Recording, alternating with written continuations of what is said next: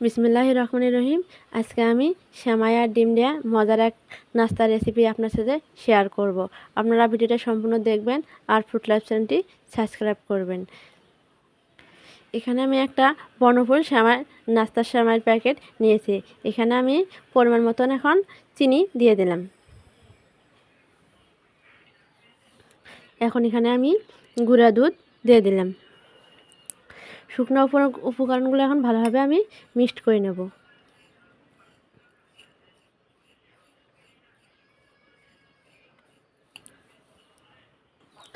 এখন এখানে আমি একটা ডিম দিয়ে দিলাম।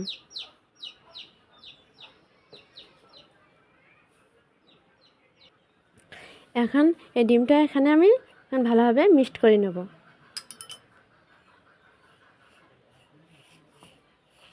এই নাস্তাটা খেতে দারুণ। এটা ভালোভাবে এখন আমি এটা মিক্সড করে নিলাম।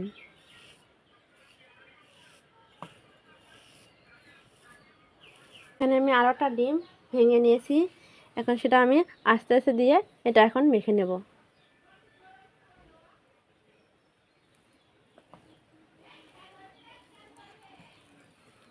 যতক্ষণ দেখতে হবে, এটা এখন দেখতে পাচ্ছেন মাখা হয়ে গেছে, মুঠোগুলো মুঠো হয়ে যাচ্ছে।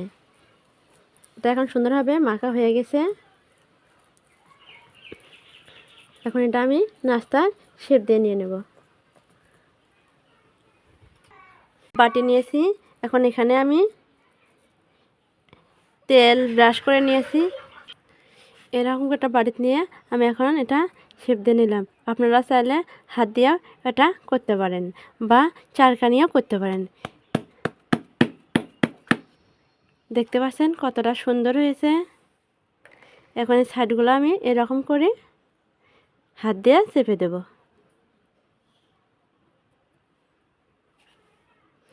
আমি আরও একটা আপনাদেরকে এখন বানিয়ে দেখাচ্ছি। আপনারা অবশ্যই এই নাস্তাটা বাড়িতে বানার চেষ্টা করবেন।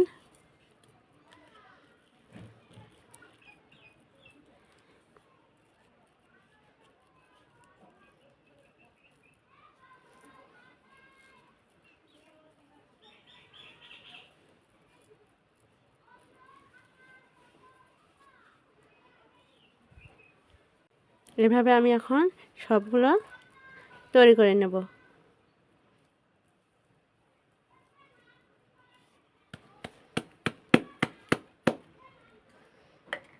দেখেন কতটা সুন্দর হয়েছে। এভাবে আমি সবগুলো এখন তৈরি করে নেব।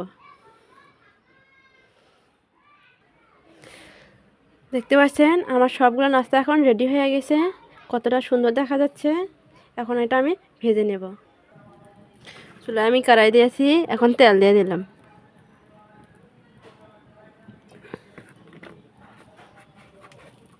তেল হালকা গরমে এটা দিতে হবে।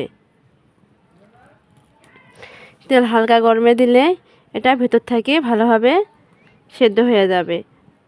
আপনারা দেখতে পাচ্ছেন কতটা গরম হয়েছে।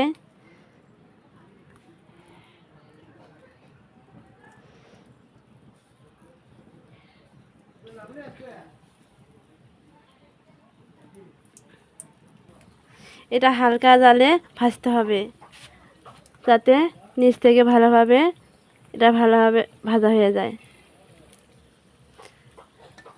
দেখতে পাচ্ছেন এখন তেলটা গরম হয়ে গেছে। এখন এটা উল্টে দেব। 3-4 মিনিট পরে উল্টে দেব।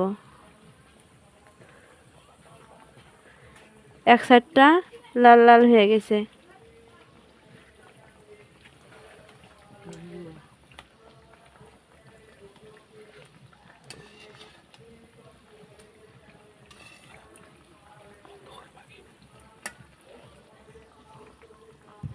এটা বারবার একটু উল্টে দিতে হবে।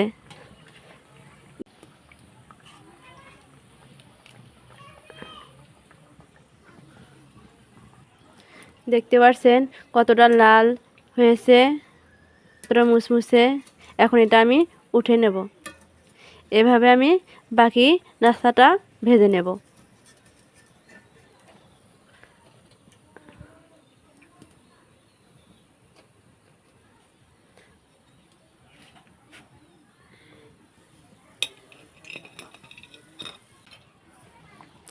এভাবে সবগুলো আমি এখন ভেজে নিলাম।